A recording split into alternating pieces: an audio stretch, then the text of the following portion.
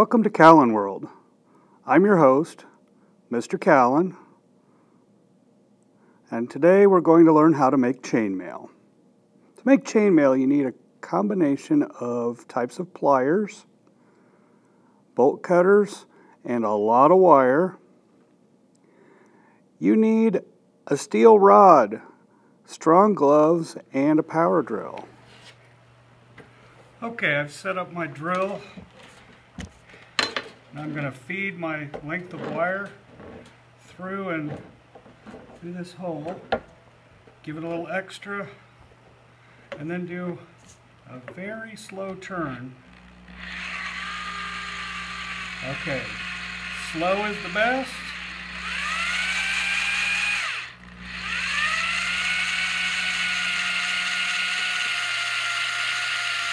You get this twisted once, it's a mess. Much better to go slowly.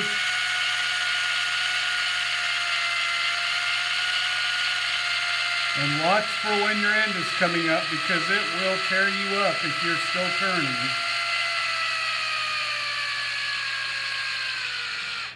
Oops, got caught in my...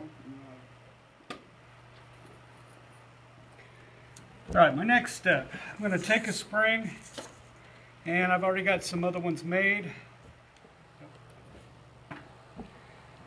Alright, I've cut down 2 more springs, and all the pieces are now open rings. I'm going to grab them with pliers and just muscle them nice and smooth shut. Put aside. Repeat, repeat, repeat. Once we have a lot of these closed, not all of them, we'll be ready to go on to the next step. But I need a lot of these done first.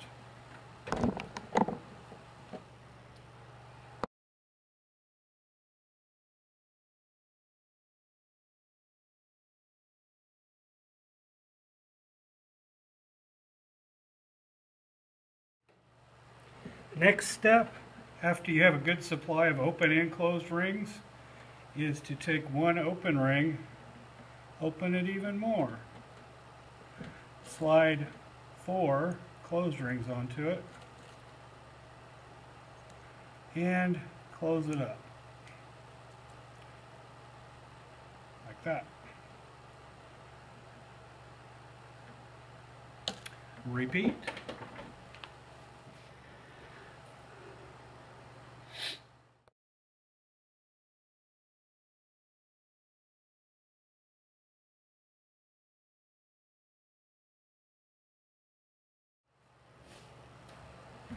After you have several of these 4-on-1 sets done, next step is to take one of them, pinch it so you've got just 2 of those,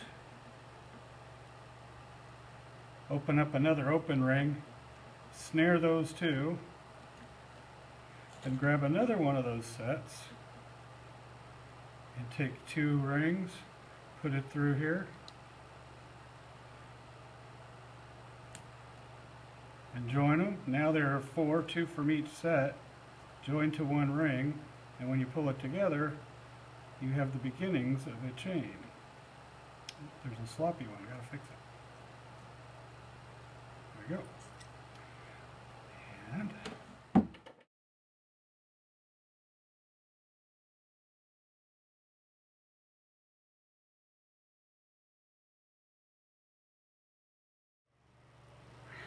the last step I need to show you is the hardest, and it's the hardest to show as well.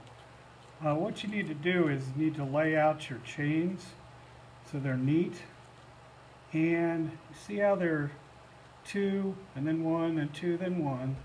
You want to get the next set, the middle one is pointing down sort of. You want to get the next chain lined up like that so that it can nest in.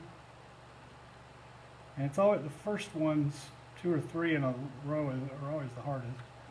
But now I've taken these 2 chains, and I'll try to take some pictures of this, but I've overlapped the top 2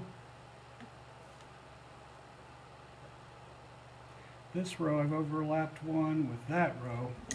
Now what I have to do is I have to take an open link, and I want it to be nice and open, and I need to weave it down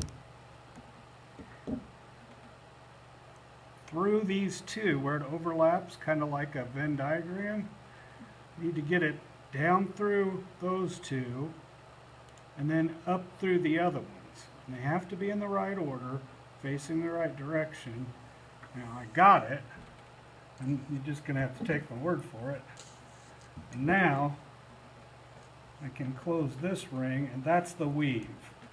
That's what takes the two chains and starts making them act more like cloth. It gets a lot easier to see and to do after you have a few done, but there you can see how you can't tell where the individual chains were. So I'm going to complete those rows, and then I'll have a cloth that's this big by that big. Repeat, repeat, repeat. That's it. Here's a closer view of two chains lined up properly with one link starting the weave. I've got some more pictures. I've colored the 4 rings that we have to get our eyes trained to look at. Colored them blue. And the goal here again is to overlap the blue rings from each chain and then sew a weave piece down through one overlap set and up through the other.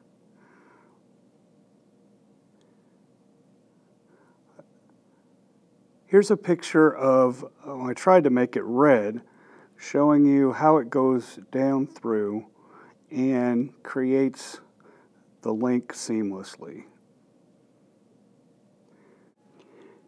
That's all there really is to making a chainmail cloth. You just have to do it a lot more times. I hope you enjoyed this.